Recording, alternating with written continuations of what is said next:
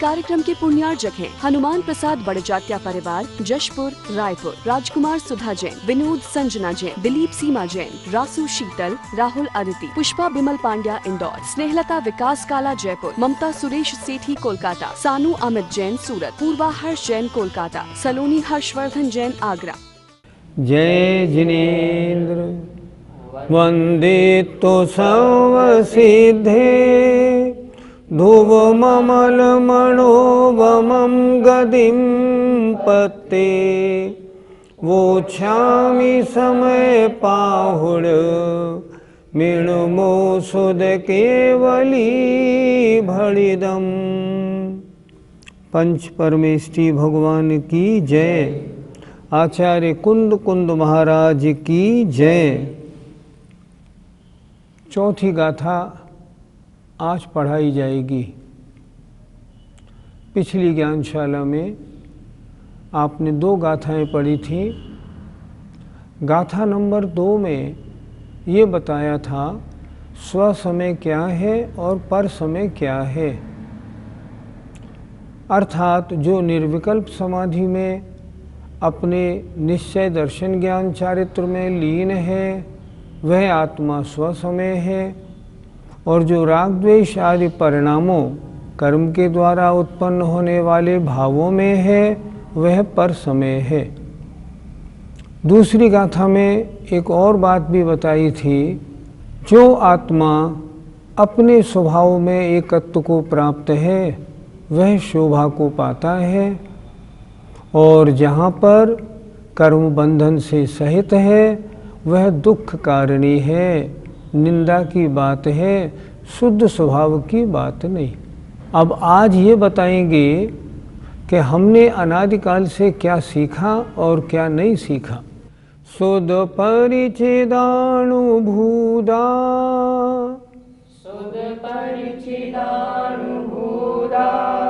सौवस्विकाम भोग बंध कहा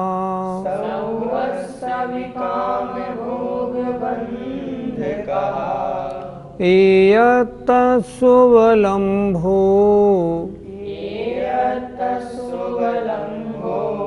णवरिण सुलभो विहतस्स।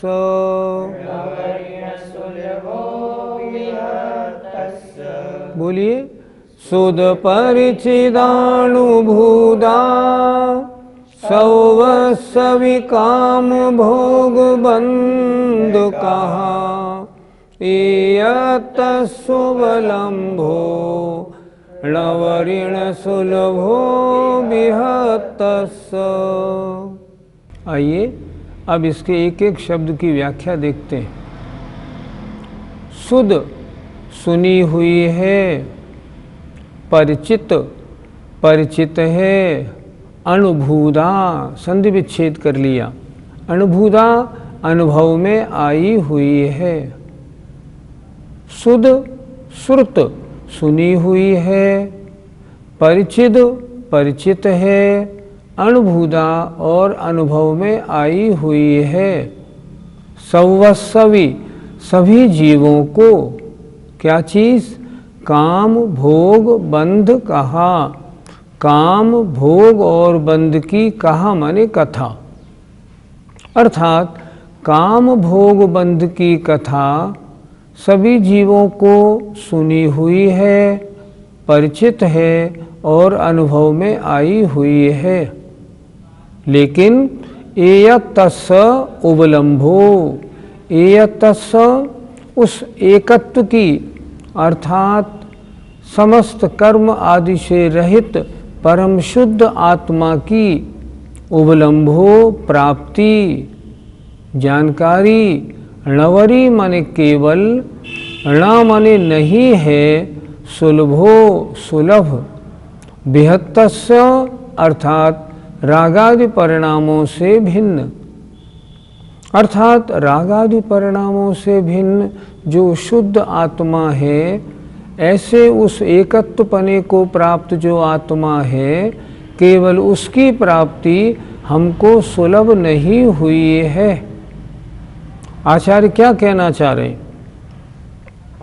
अनादिकाल से इस संसारी जीव को काम, भोग और बंध की कथा सभी जीवों को इन्होंने खूब सुनी है, खूब परिचित है और सबके खूब अनुभव में भी आई हुई है। लेकिन जो रागादि से भिन्न एकत्व माने शुद्ध आत्मा है, उसके स्वरूप की प्राप्ति या उसके स्वरूप के सुनना, ये हमको केवल अभी तक सुलभ नहीं हुआ। मतलब हमने वह आज तक कभी पाया ही नहीं। अगर पा लिया होता तो संसार भ्रमण हमारा अब क्यों रहा होता, कभी का समाप्त हो गया होता। भावार्थ क्या हुआ? भावार्थ देखें, काम, भोग और बंध की कथा सभी जीवों को सुनी हुई है, परिचित है और अनुभव में आई हुई है। केवल रागादि से भिन्न एकत्व को प्राप्त, एकत्व की जो प्राप्ति है या शुद्ध आत्मा के स्वरूप का परिचय, वह ही सुलभ नहीं है। गाथाएं आचार्य कुंद कुंद महाराज की बड़ी सरल हैं। सच बात तो ये है, प्राकृत भाषा बड़ी सरल है, बड़ी प्रिय है और बड़ी हल्की, एकदम इजी है। थोड़ा समझेंगे समझ में आ जाएगा। पंडित जी, काम, भोग, बंध की कथा से हम क्या समझें? काम कहते हैं स्पर्शन इंद्री और रसना इंद्री के विषयों को। भोग कहते हैं घ्राण इंद्री, चक्षु इंद्री और कर्ण इंद्रियों के विषयों को।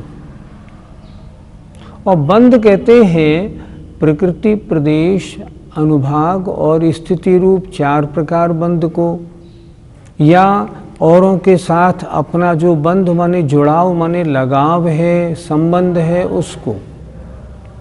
क्या कहना चाह रहे हैं आचार्य? आचार्य ये कह रहे हैं, इन संसारी आत्माओं ने, हमने और आपने, सबने अनादिकाल से क्या किया? स्पर्शन और रसना इंद्री के विषय रूप जो काम है उनकी कथा सुनी, और भोग, घ्राण इंद्री, चक्षु इंद्री, कर्ण इंद्री के जो विषय हैं उनकी कथा सुनी। और सुनी नहीं, उस वस्तु को, उन विषयों को इकट्ठा किया और उनको भोगा और आनंद लिया। कैसे इन 5 इंद्रियों के विषयों को कैसे प्राप्त किया जाए, कैसे भोगा जाए, इनके भोगने में ज़्यादा आनंद कैसे आ सकता है, ये कथा हमने खूब सुनी। और तो और हमने लोगों को पढ़ाई भी।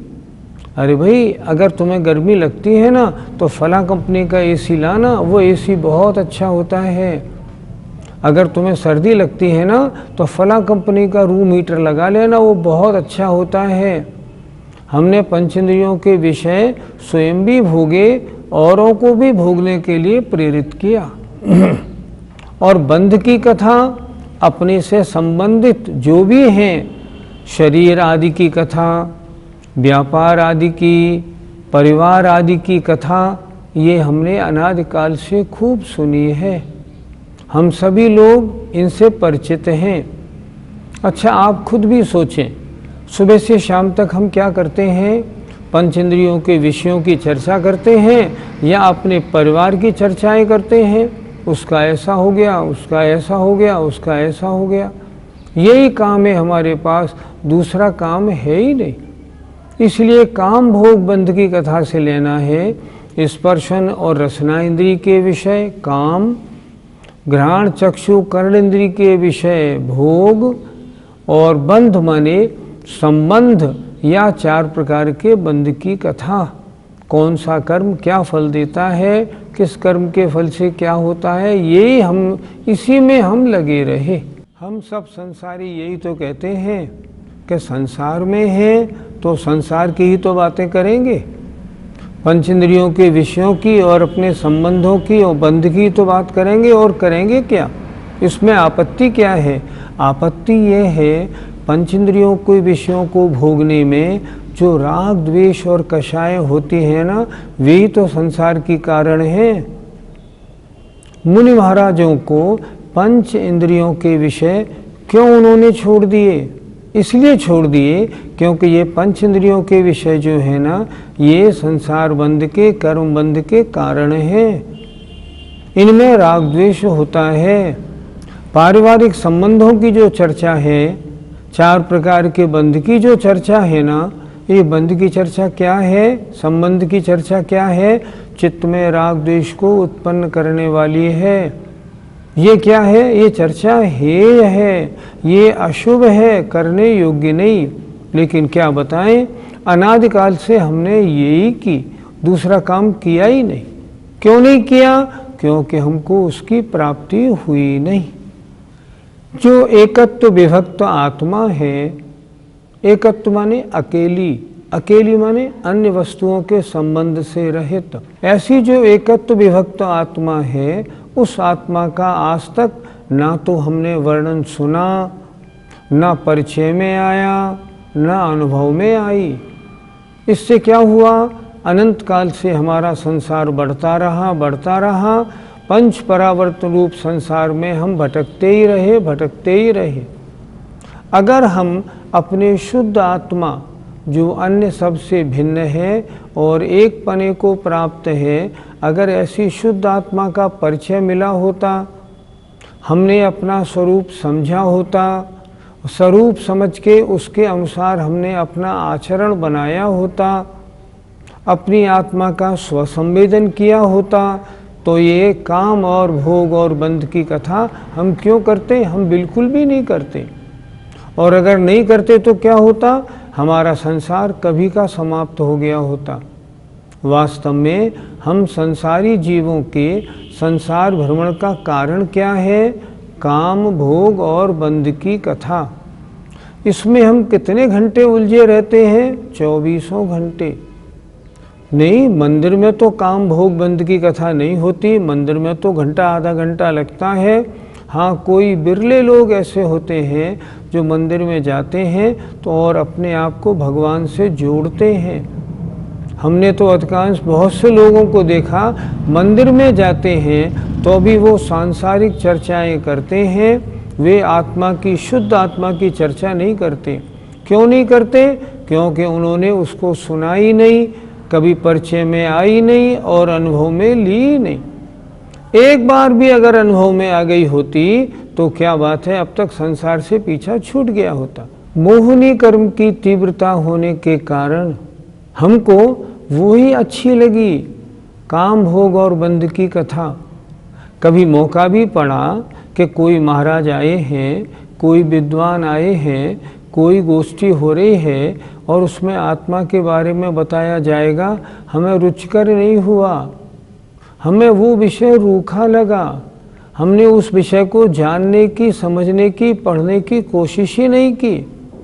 और कभी मौका पड़ा और हमारे कान में शुद्ध आत्मा का परिचय थोड़ा बहुत मान लो आया भी, हमने उसको बेकार और फिजूल समझ के छोड़ दिया।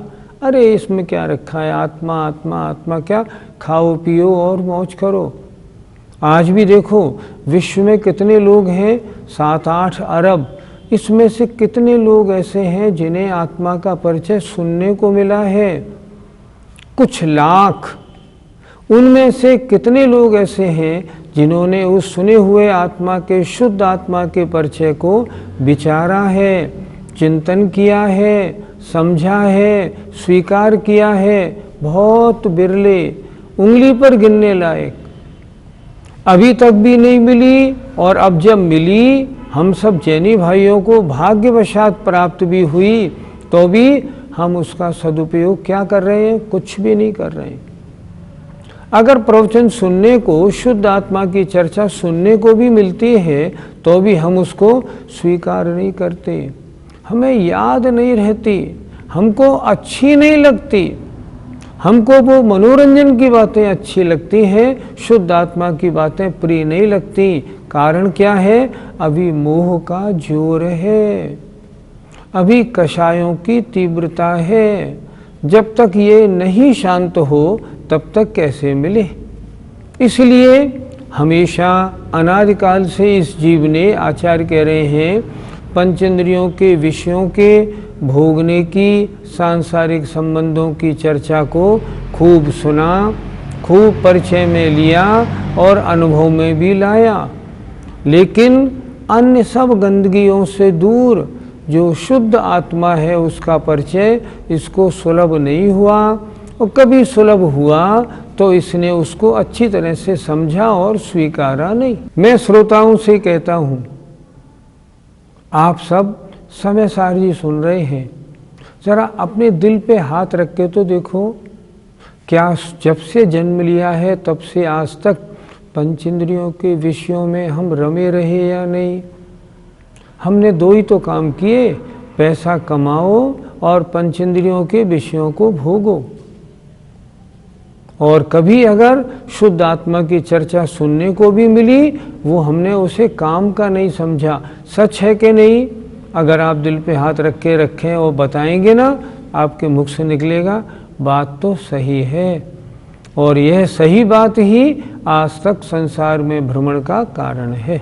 अब आचार्य कुंद महाराज हम जैसे अज्ञानियों पर अत्यंत करुणा भाव करके अगली गाथा नंबर 5 लिखते हैं। कितनी सुंदर गाथा है, देखिए। तम एयत विहतम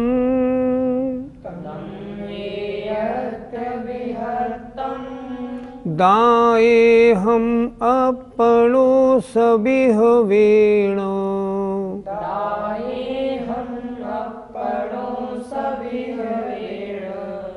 जदि दाए जपमाणम,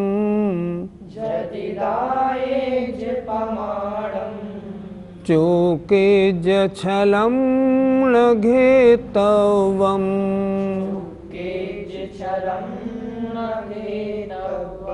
बोलिए। तम एयत विहतम दाए हम अपनो सविह वेण, जदि दाए जपमाणम, चोके जछलम लघे तवम। आइए एक एक शब्द पर विचार करते हैं। तम माने उस, एयत्त विहत्तम एकत्व विभक्त को, क्या मतलब? एकत्व विभक्त आत्मा को। दाहे हम दिखलाता हूँ, आचार्य कुंद महाराज कह रहे हैं, अपनो आत्मा के सविहवेण स्ववैभव से। सविहवेण अर्थ करेंगे स्ववैभवेन, अपने निजी वैभव से। आचार्य कुंद महाराज क्या कह रहे हैं? वह जो एकत्व विभक्त आत्मा है, अन्य सब से रहित परम शुद्ध अवस्था को प्राप्त आत्मा है, उस आत्मा को मैं निज वैभव से दिखलाता हूँ। मैं अपने वैभव से आपको दिखाऊंगा। यदि दायज, यदि दिखला दूँ तो प्रमाणम, प्रमाण कर लेना। और चौकेज, और कहीं मैं चूक जाऊं, मुझसे चूक हो जाए तो छलम न घेतब्बम, छल को न माने नहीं, घेतब्बम ग्रहण नहीं करना। आचार्य कुंद महाराज, इतने बड़े महाराज कितनी नम्रता से बोल रहे हैं। देखो कि मैं अपने वैभव से आपको उस एकत्व विभक्त आत्मा को दिखाऊंगा, पर उसमें भी मुझसे चूक संभव है। क्यों? मैं छद्मस्त अल्प ज्ञानी हूँ। अतः अगर चूक जाऊं तो छल ग्रहण नहीं करना। जब पूज्य आचार्य विद्यासागर जी महाराज इस गाथा का अर्थ करते हैं तो इसके साथ में और थोड़ा बोलते हैं। वो बोलते हैं, हे आचार्य कुंद देव, आप तो कहीं नहीं भूले, लेकिन फिर भी समय सार पढ़ने वालों ने छल ही ग्रहण किया, वास्तविकता को ग्रहण ही नहीं किया। और आज वही तो हो रहा है। समय सार का मतलब कुछ है, लगाया कुछ जा रहा है। हम सब इस समय सार के अर्थ को अच्छी तरह समझेंगे और ये भी विचार करेंगे कि वर्तमान में समय सार पढ़ाने वाले या पढ़ने वाले जो कह रहे हैं वह आगम नहीं है, आगम कुछ और है। मैं उस एकत्व विभक्त आत्मा को आत्मा के निज वैभव से दिखाता हूँ। यदि मैं दिखाऊं तो उसे प्रमाण मानना, यदि मैं कहीं चूक जाऊं तो विपरीत अभिप्राय ग्रहण नहीं करना। अब किसी ने मान लो कोई आचार्य कुंद कुंद महाराज से पूछे, भगवान आप शुद्ध आत्मा की चर्चा करने जा रहे हैं, आखिर क्यों, आपके पास है क्या? तो जो उनके पास है उसे कहते हैं उनका निजी वैभव। वैभव क्या है, कैसे मिला, उसकी बात करते हैं। वैभव क्या है, आत्मा के शुद्ध स्वरूप का परिचय। अच्छा, ये वैभव आपको मिला कैसे महाराज? तो आचार्य कहते हैं पहले मैंने शास्त्रों का अभ्यास किया, शुद्ध आत्मा का परिचय जहाँ जहाँ मिल सकता था मुझे रुचि हुई और मैंने उस संबंध में बहुत से शास्त्रों का अध्ययन किया। दूसरा, मेरे गुरु के मुख से मैंने अच्छी तरह से पढ़ा और समझा। गुरु जी ने मुझे समझाया, इसको ऐसे समझना, मैंने वो समझा। दूसरी बात। तीसरी बात, अन्य वाद विवादियों के साथ मेरी खूब चर्चाएं हुई। उस चर्चा होने से क्या हुआ, वास्तव में शुद्ध आत्मा का स्वरूप यही है, अन्य नहीं है, यह फाइनल हो गया, बिल्कुल डिसाइडेड, ये बिल्कुल ठीक है, यही आत्मा का स्वरूप है।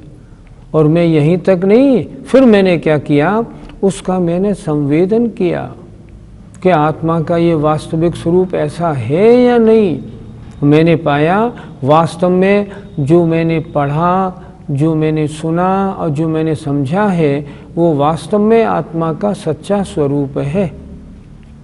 तो आचार्य कुंद कुंद महाराज कह रहे हैं मुझे अपने किस वैभव से इस बात की शक्ति या हिम्मत हुई है कि मैं लोगों को आत्मा का परिचय कराऊं।